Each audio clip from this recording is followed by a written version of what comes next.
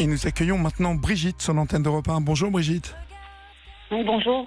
Merci d'être avec nous cet après-midi. Quel âge avez-vous et d'où nous appelez-vous Brigitte ? J'appelle d'Espagne et j'ai 55 ans. D'accord. Alors Brigitte, je vais résumer un peu votre histoire. Vous vous êtes construite avec une mère assez particulière, sans repère pour vous, hein, je dis bien, puisque elle vous a eu à l'âge de 20 ans, et quand vous avez eu 4 ans, cette mère a disparu, elle est partie. Vous avez alors habité chez votre grand-mère maternelle. Cette maman a fini par revenir après des années assez tumultueuses. Vous aviez l'impression de chercher son amour à ce moment-là. Qu'est-ce que vous cherchiez à ce moment-là quand elle est revenue ? Une maman de l'affection, une maman tout simplement, une maman normale. Mmh.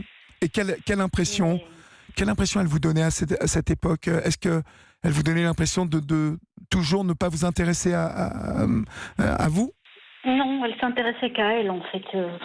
C'était son monde, son fils qu'elle avait eu entre-temps, puisqu'elle était partie, elle avait eu un autre enfant. Oui. Mais j'étais sa fille, voilà, c'est tout, j'étais sa fille.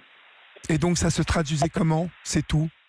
Elle vivait avec nous quand elle est revenue et elle était assez agressive, assez autoritaire, pas beaucoup d'intérêt. Quand elle avait de l'intérêt, c'était pas un intérêt sentimental, c'était parce qu'elle avait besoin que je garde mon frère ou que je lui rende des services, c'est tout. Mmh. Alors vous dites qu'à l'adolescence, elle critiquait beaucoup votre physique, qu'elle voulait vous habiller à son image. Comment est-ce que vous viviez ça et qu'est-ce qu'elle vous disait pour justement influencer vos goûts et que vous vous habilliez à ses goûts à elle ? Moi, je trouvais ça très bien parce que étant donné que je vivais avec ma grand-mère et ma tante, j'étais habillée très classique. Puis elle est arrivée et moi je la voyais elle habillée comme ça et c'était une très jolie femme. Oui. Donc elle voulait que je m'habille moderne avec des jeans, des talons, des vestes en cuir et tout. Et moi je trouvais ça assez bon à cet âge-là. Tout le monde trouve ça assez amusant et super bien. Donc qu'est-ce qu'elle me disait ? Tu peux pas rester comme ça, t'es moche comme ça, il faut te coiffer comme ça, il faut changer la couleur de tes cheveux, il faut faire plein de choses. Donc, oui, puis peut-être que l'amour que vous cherchiez à cette époque-là, vous aviez peut-être l'impression que vous alliez le trouver en vous exécutant et en faisant ce qu'elle vous demandait. Aussi. Et puis j'avais l'impression qu'elle s'intéressait à moi. Pour une fois, elle s'intéressait à moi. Donc j'écoutais. Je faisais tout ce qu'elle me disait. Pourquoi elle avait cette attitude avec vous, à votre avis ? Avec les années et le passé, je pense qu'il y avait une certaine rivalité. Oui. Je ne sais pas, parce que c'est vrai qu'à l'époque, j'étais une jolie jeune fille et elle devait être jalouse. Je ne saurais pas vous dire pourquoi. J'ai jamais vraiment très bien compris ses intentions, ni tout ce qu'elle a fait. On a l'impression en vous écoutant que aucune relation n'a réussi à s'établir entre vous. Ça n'était pas possible finalement avec elle d'établir quoi que ce soit ? Non.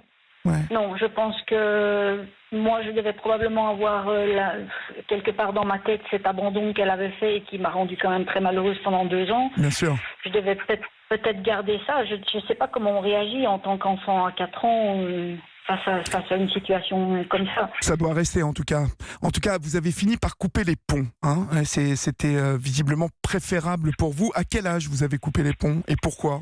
Je suis partie de la maison quand j'avais 16 ans parce que je ne voulais plus lui servir de nounou et pour garder mon frère. Donc je suis partie vivre chez, à ce moment-là, mon petit copain qui avait 18 ans. Donc moi je suis partie à 16 ans.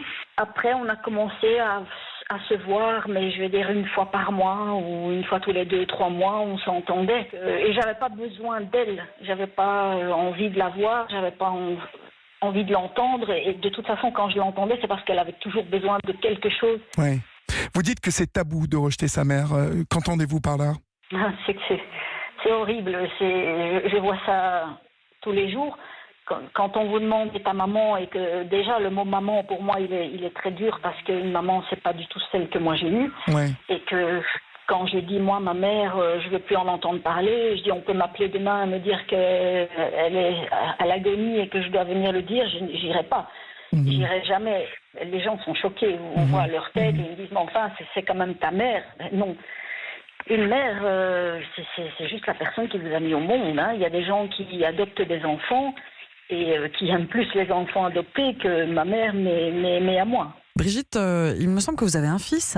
Oui. Quand vous étiez enceinte et quand vous avez mis au monde votre garçon, est-ce que votre mère vous a manqué? Est-ce que vous avez peut-être tenté de renouer un petit peu plus le lien ou pas spécialement?